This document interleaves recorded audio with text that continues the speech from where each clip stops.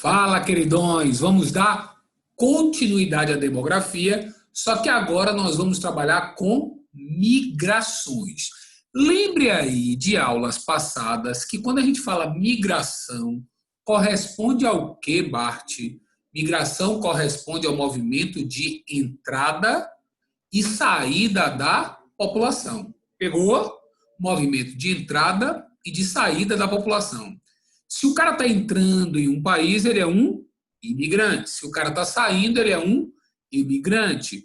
Os venezuelanos vieram para o Brasil. Para o Brasil, eles são imigrantes. Para a Itália, eles são emigrantes. Mas, Bart, me ajude aqui.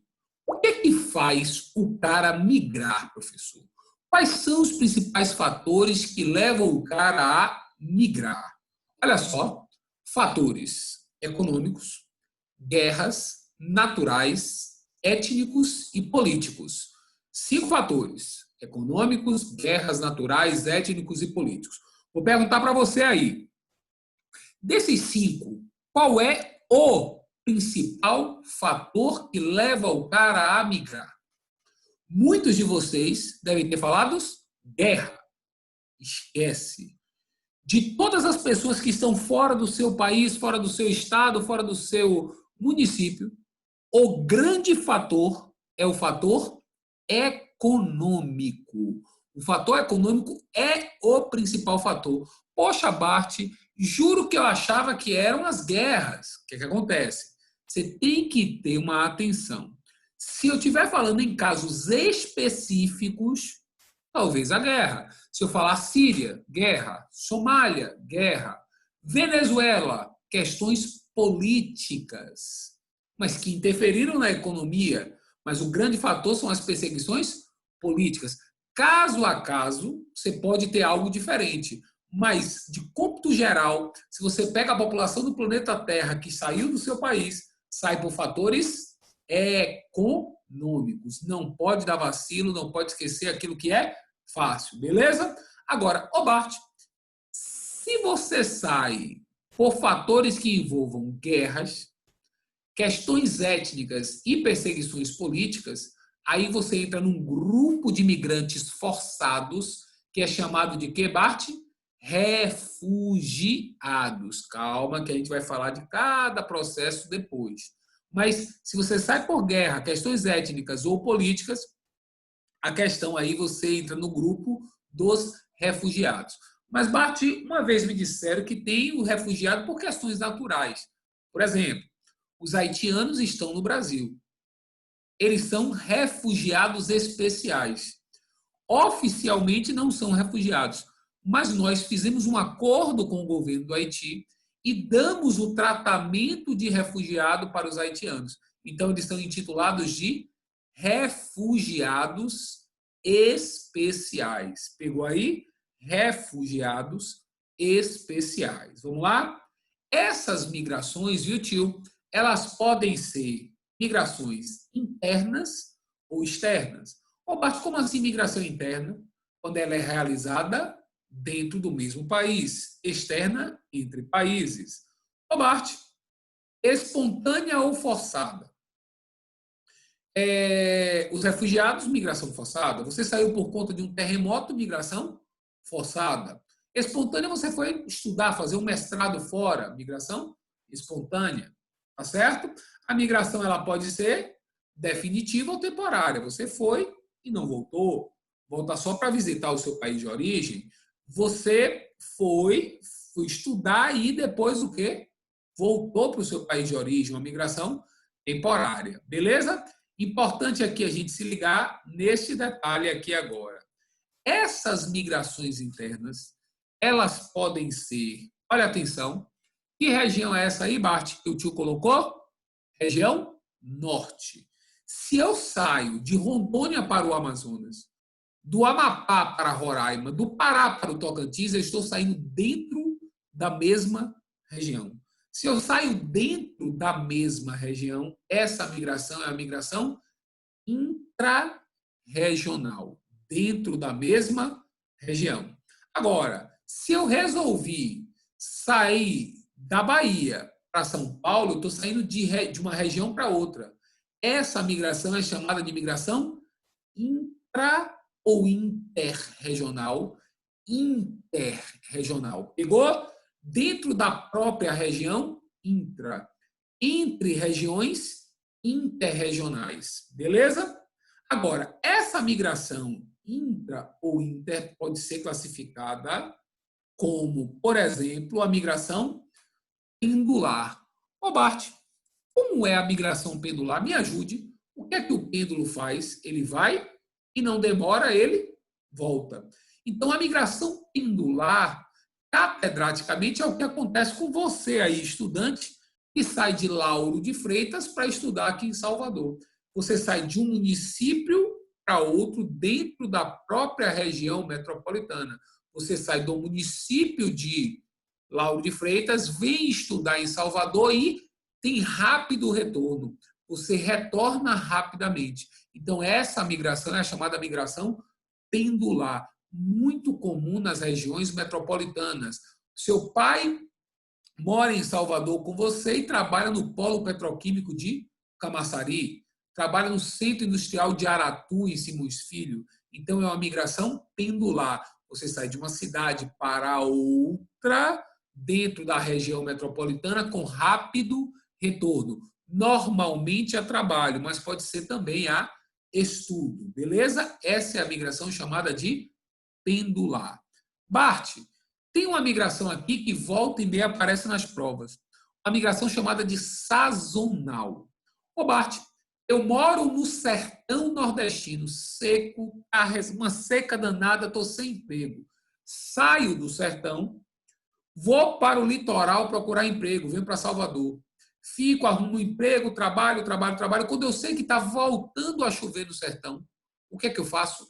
Eu retorno.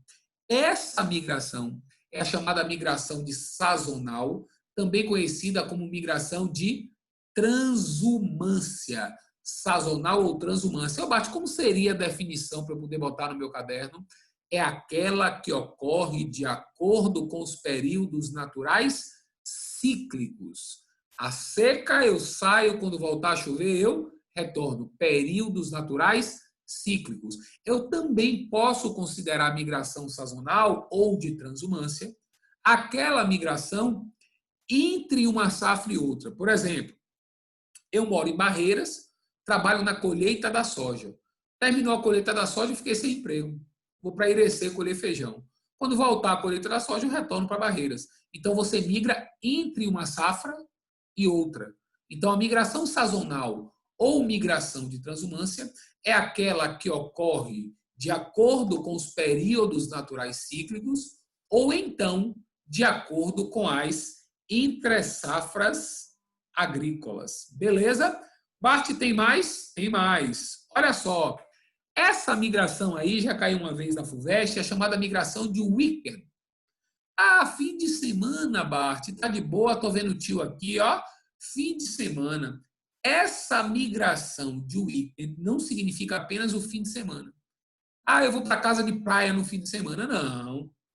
Se você vai migrar com o objetivo de lazer, de entretenimento, você pode chamar essa migração de weekend, migração de fim de semana. Você pode passar 7 dias, tá certo? 7 dias. Se você passou 10 dias, se foi para o lazer, você pode chamar de migração de weekend, não necessariamente a migração do fim de semana. A próxima é o chamado nomadismo. O Bart, nomadismo, população nômade, é aquela que não tem residência fixa. Mas, Bart, não existe mais nômade, ainda mais no Brasil. Falso. Tem grupo de nômades no Brasil, ciganos, a população circense, o movimento dos sem terra, são nômades, andarilhos, tá certo? Então, um nômade corresponde à população sem residência fixa. Vamos ver se tem mais alguma? Ó, nós temos aí uma imagem do livro de Júlio Neto, Terra Sem Deus, mostrando uma família de retirantes. Eu estou querendo ilustrar aí o que, Bart? O êxodo rural. Bart, o que é o êxodo rural? É a saída em massa da população do campo para a cidade. Se você está saindo do campo para a cidade, Qual é o grande motivo? Você vai buscar melhores condições de vida. Pegou? Você vai buscar melhores condições de vida. Agora, muita atenção aqui, por favor. Muita atenção.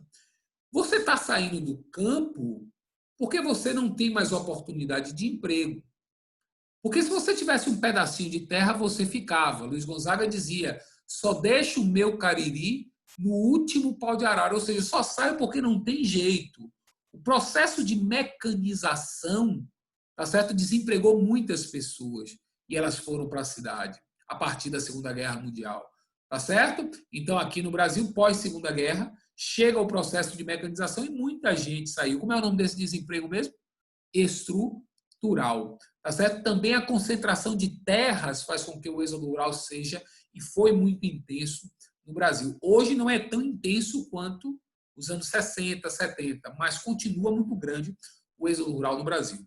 Me diz uma coisa, então, êxodo rural, saída em massa da população do campo para a cidade, por conta principalmente da mecanização e da concentração fundiária. Agora, quando o cara sai do campo, olha essa imagem, a família de retirantes chegou no Rio de Janeiro, chegou em Salvador, chegou em São Paulo, ele rapidamente consegue emprego, verdade ou falso? Falso. Então, esse êxodo rural acaba gerando um problema chamado inchaço populacional ou macrocefalia urbana. Ô Bart, o que é isso, inchaço populacional ou macrocefalia urbana? A característica disso na grande cidade é marginalização, mendicância, desemprego, subemprego e favelização. Então, uma cidade que tem essas características, desemprego, subemprego, favelização, marginalização e mendicância, tá certo? E favelização, isso aí a gente considera uma cidade macrocefalada, inchada, passando pelo inchaço populacional, pela macrocefalia urbana. Ô Bart, diz aí porque ficou confuso mesmo, quais são as 5 características da macrocefalia? Favelização, marginalização, mendicância, desemprego e subemprego. Mas Bart, como assim subemprego? O mercado informal, o famoso bico, isso caracteriza aí o processo de subemprego, deixando, tá certo, o país com o setor terciário, lembra aí da aula passada, o setor terciário hipertrofiado. E um país que tem um setor terciário hipertrofiado não consegue arrecadar os impostos, é o quê?